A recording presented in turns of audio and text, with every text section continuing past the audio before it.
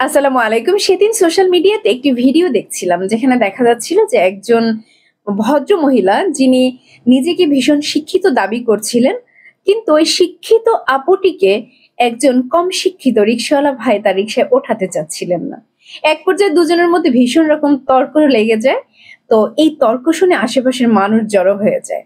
আর তখন ওই রিক্শাওয়ালা ভাইকে চেপে ধরে আশেপাশের মানুষগুলো যে, "তুমি কেন রিক্সা নিবা না? তোমার রিক্সা তো খালি। তুমি কেন যাবা না? উনাকে কেন উঠাতে চাচ্ছ না?" তখন এক পর্যায়ে চাপে পড়ে ওই রিক্শাওয়ালা ভাই সাহস করে বলেই ফেলে যে, "না, উনার পোশাক-আশাক ভালো না। আমি উনাকে রিক্সায় উঠাবো না। আমার রিক্সা আমার ইচ্ছা। আমি উঠালে উঠাবো, না গেলে না যাবো। তাতে তো কারো কিছু বলার নেই।" এই কথা শুনে ওই আপু তো তেলে বেগুনে আরো জ্বলে উঠল এবং সে এক পর্যায়ে ওই ভাইকে গালি দেয়া শুরু করলো যে, "হ্যাঁ, অশিক্ষিত মূর্খ কোথাকার। আমি নারী, আমার স্বাধীনতা রয়েছে, আমার পোশাকের স্বাধীনতা রয়েছে, আমার যা খুশি তাই আমি পরবো। তাতে তোর কি? অশিক্ষিত মূর্খ কোথাকার।" ইত্যাদি, ইত্যাদি। যাই হোক, এই ঘটনাটি এজন্যই তুলে ধরলাম যে আজকের ভিডিওটি এই নামধারী শিক্ষিত আর অশিক্ষিতর সাথে রিলেটেড একটি বিষয়। আমরা জানি আমাদের বাংলাদেশের অর্থনীতির চাকা কে বা কারা সচল রেখেছে। আমরা কম বেশি ছোট বড় প্রত্যেকেই নির্দ্বিধায় স্বীকার করে নিব কৃষিক্ষেত্র, গার্মেন্টস শিল্প এবং প্রবাসীরা। এখন এইখানে প্রশ্ন হচ্ছে যে এইসব সেক্টরে যারা জড়িত, যারা আজকে বাংলাদেশের অর্থনীতির চাকাকে সচল রেখেছে, তারা কতটা শিক্ষিত? আমরা জানি আমাদের বাংলাদেশ সুজলা সুফলা শস্য শ্যামলা একটি বাংলাদেশ, সোনার বাংলা। আর এই সোনার বাংলায় কৃষিকাজ আমাদের প্রধান কাজ।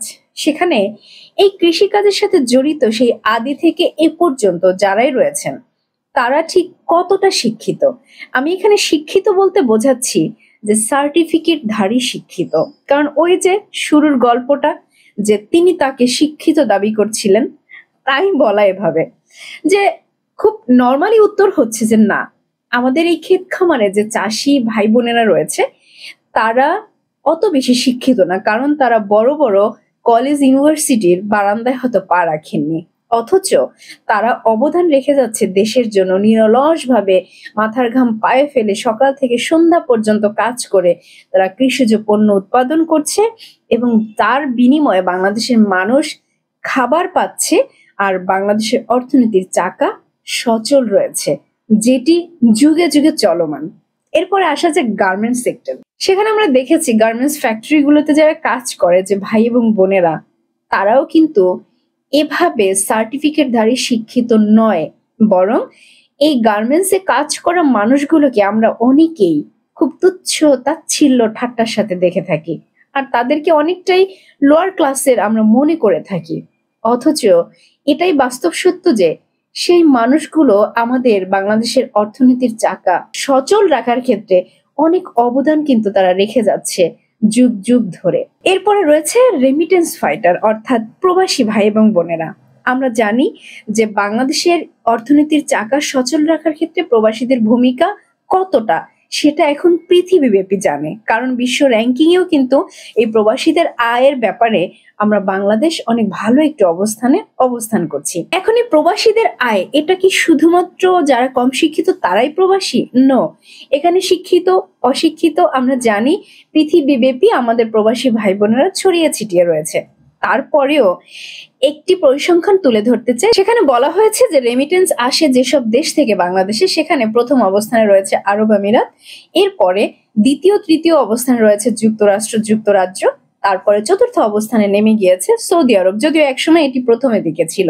কেন আমি র্যাঙ্কিংটা তুলে ধরলাম, মিডল ইস্টের কথা বলি, সেখানে অধিকাংশ আমাদের ভাই বোন যারা কাজ করেন, যারা সারা দিন রাত কাজ করে মাথার ঘাম পায়ে ফেলে অর্থ উপার্জন করে দেশে রেমিটেন্স পাঠান, সেই রেমিটেন্স দিয়ে দেশ যেমন উন্নতির দিকে এগিয়ে যাচ্ছে, একই সাথে তাদের পরিবারগুলো ভালো থাকছে। এই ধরনের দেশগুলোতে মেজরিটি দেখা যায় যে তারা ওইভাবে নামি দামি কলেজ ইউনিভার্সিটিতে পড়া শিক্ষিত নয়, অথচ তারা বাংলাদেশের অর্থনীতিতে অবদান রাখার জন্য তারা কি শীর্ষে অবস্থান করছে।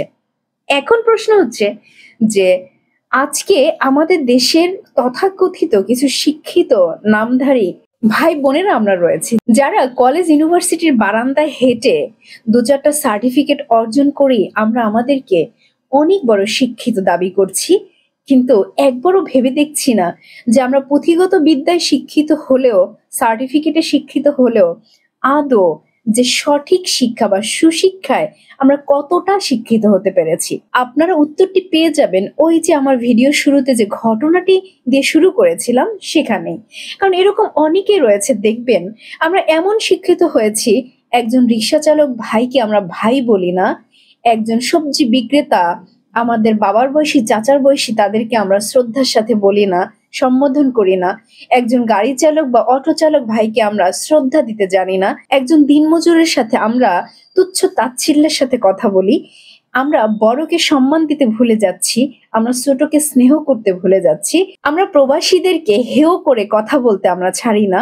একজন নাগরিক হিসেবে দেশের প্রতি আমাদের যে কি অবদান, দেশের প্রতি আমাদের যে কি করণীয়, সেইগুলোর প্রতি আমরা অনেক বেশি উদাসীন।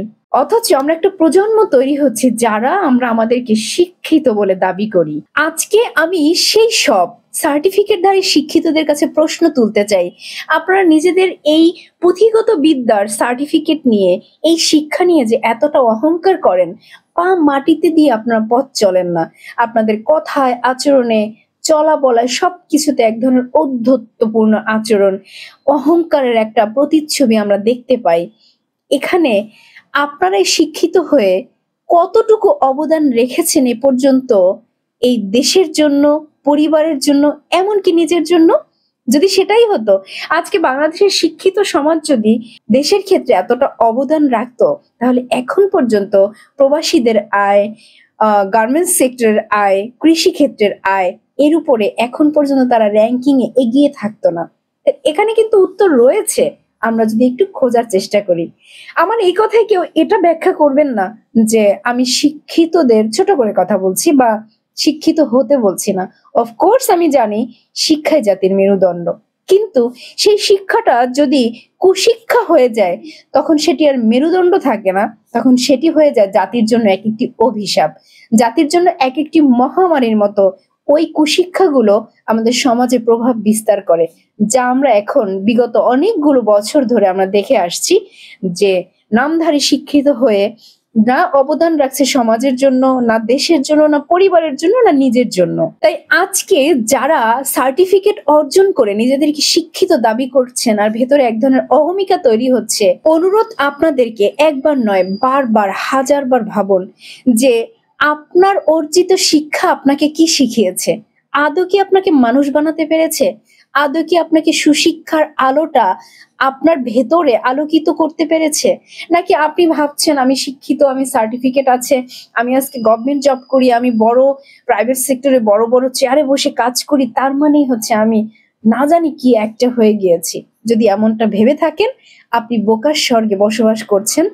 বরং এই ধরনের শিক্ষিত মানুষকে আমরা প্রচন্ড রকম ধিক্কার জানাই, আমরা ঘৃণা প্রকাশ করি। কারণ যে শিক্ষা দেশের জন্য, মানুষের জন্য, দশের জন্য কোনো উপকার বয়ে নিয়ে না আসে, সেই শিক্ষা অন্তত আমাদের দেশের জন্য দরকার নেই, আমাদের সোসাইটির জন্য দরকার নেই। সুতরাং আমার হাত জোর করে অনুরোধ থাকবে, প্রতিটি কাজ সম্মানের।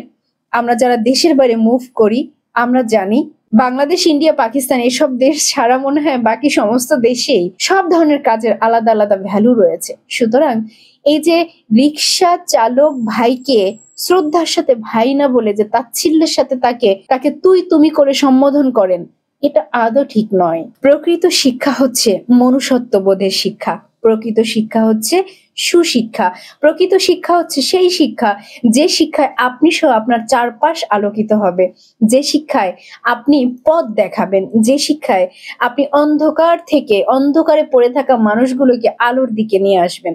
যদি সেই শিক্ষা আপনার ভেতরে না থাকে, তাহলে আপনি ওই যে কম শিক্ষিত বা সার্টিফিকেট ছাড়া যারা মনুষ্যত্ববোধে শিক্ষিত, তাদের তুলনায় আপনি একেবারেই নগণ্য, জঘন্য একটা কীট পতঙ্গের মতো। সুতরাং এই নামধারী শিক্ষায় শিক্ষিত হয়ে আমাদের জাতিকে কলঙ্কিত করবেন না। তো মহান আল্লাহ তাআলা আমাদেরকে সহিহ বুঝ দান করুক। আজকে এ পর্যন্তই, আবার নতুন কোনো বিষয় নিয়ে অন্য কোনো ভিডিওতে কথা হবে। আল্লাহ হাফেজ, আসসালামু আলাইকুম।